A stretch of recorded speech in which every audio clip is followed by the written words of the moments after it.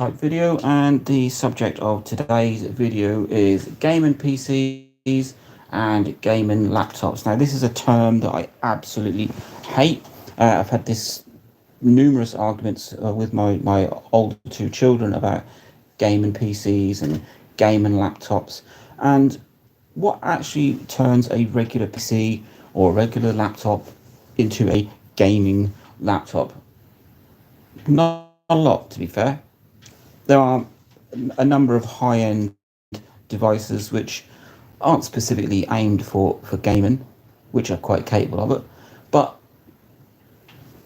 when you look at these laptops and PCs that are aimed at pulling in those that are interested in gaming, and they are absolutely extortionate price. There are a few things that make a PC more suitable towards gaming, or maybe they used to be. Don't know. You're talking. It's got to have a decent high-end graphics card. Um, oh, that is about it. It really is all that a gaming PC or a gaming laptop consists of. It's the graphics card that really pushes the device. Now, I've got a laptop. It's a Dell laptop. It's probably aimed more at business users. It's got for its time. It's a high end processor. It's maxed out with 16 gig of RAM. It can handle a bit of gaming, but the thing that lets it down is the fact that first of all, it's a laptop and it's a business laptop. It doesn't have a high end GPU, but the CPU is quite capable, and the CPU in my laptop is far more capable than the CPU in my son's gaming PC. And a few years ago, when they wanted to sort of evolve from consoles, etc., they were in the market for looking at buying a PC, and they wanted to get into PC gaming, but they didn't really want to spend like £1,500 on this fancy looking PC that had got all lights on it, and it was dubbed as a gaming PC. And it took me quite a long while to convince them that it's just a fancy PC. It's got a fancy looking case with sort of cutouts down the side and maybe LEDs on the inside to make it look a bit fancier.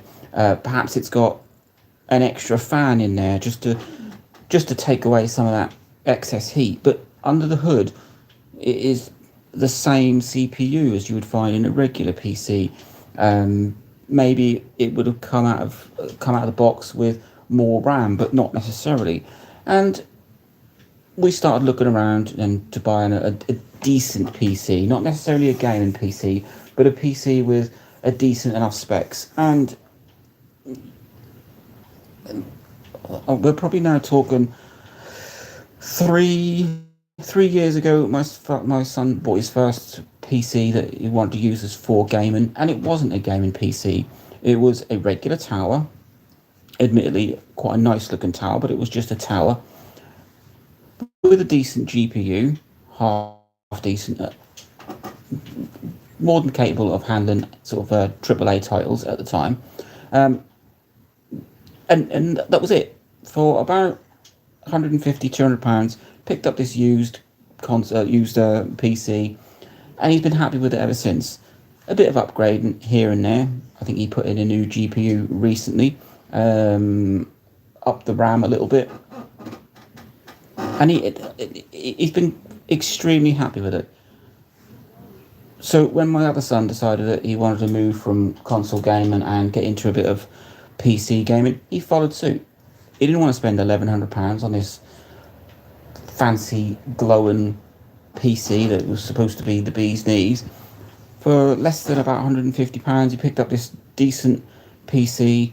It's not a gaming PC. It doesn't even look like a gaming PC. It's not got a fancy tower, but it does have a decent CPU, a half decent GPU.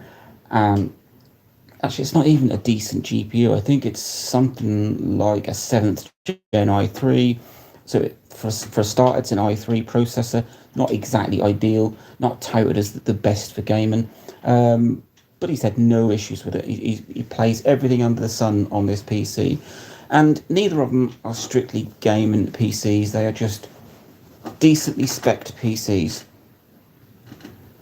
So yeah, that's that. And when you get to a subject that really irks me, and it's gaming laptops. Now, nobody in their right mind should be gaming on a laptop. A laptop is a sealed unit with pretty much RAM, and maybe the hard drive is the only thing that's upgradable.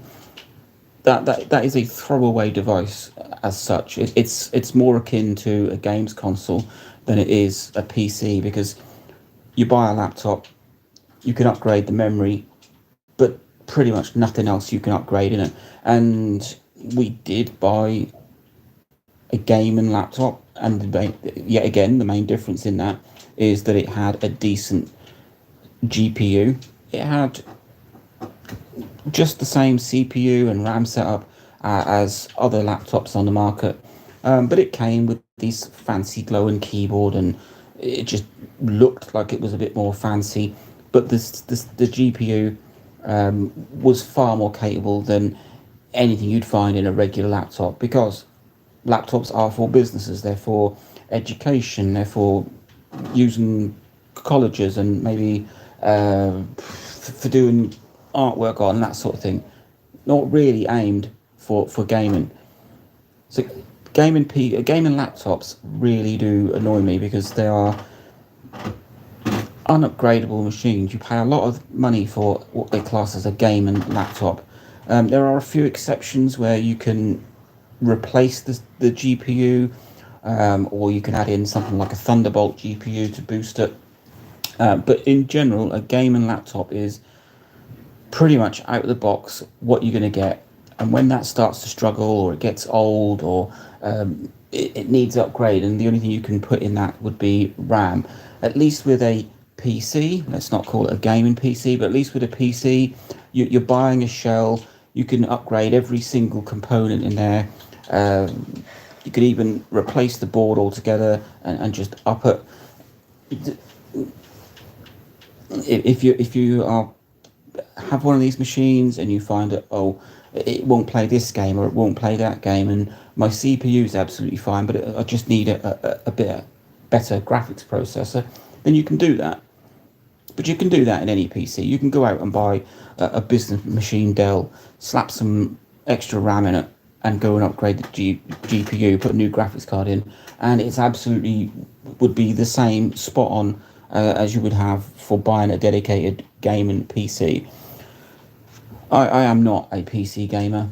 Haven't been for about 25 years. Actually, probably longer than that.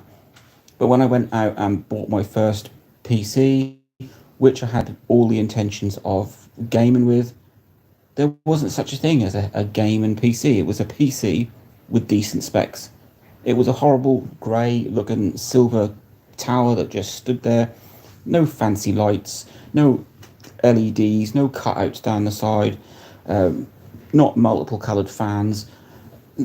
You can push PC gaming to the extreme. You can add in cooling features, and it just because you're going to put that device under such pressure that it needs the extra cooling. I mean, a PC sitting there running Facebook, or even doing something like a bit of Photoshop or some mild video editing, it is not going to be pushed. It's not going to stress it over and over and over again. But playing a AAA title for hours on end is going to put that machine under stress. So it is going to need to be capable of doing it, but you're also going to need maybe a better power supply or more coolant. But that is it. That is, if you've got a decent PC, then you've got a gaming PC without actually going out and spending twice as much on something that just looks fancy. So I have a real issue with the terms gaming PC and gaming laptop, and those are the reasons why. I'm sure someone is going to chip in and comment and tell me that I'm wrong, that you can buy these absolutely amazing dedicated machines, and I'm sure you can, but they come at a price. And like most things that are sold to most consumers, they're way over what the actual person needs. So there you go. Let me know what you think about gaming PCs and gaming laptops. And yeah, link, like, subscribe, enjoy.